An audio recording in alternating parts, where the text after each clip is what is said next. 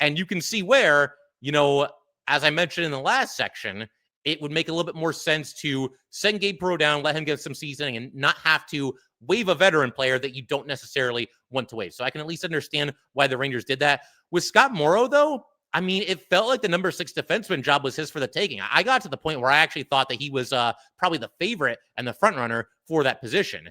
And the thing that really got me there and really made me think that was when the Rangers waived Casey Fitzgerald. Now, Fitzgerald has since cleared waivers, and he heads down to the Hartford Wolfpack, and he's actually the team captain. So it's nice that he made it through waivers. But at that point, the Rangers were down to only 8 defensemen. And 5 of them are obvious. They're going to be on the NHL opening night roster.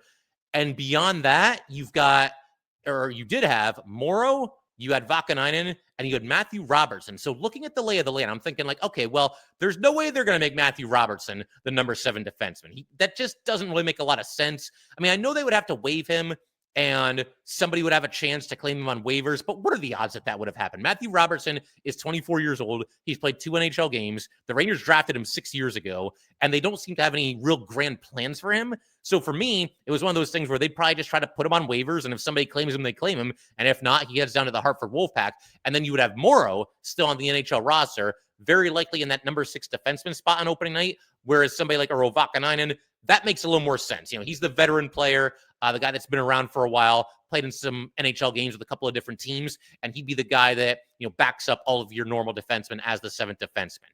So the fact that they did basically the complete opposite of that really, really surprised me. I mean, to begin with, I thought Morrow outplayed both Vakanainen and Robertson in this preseason.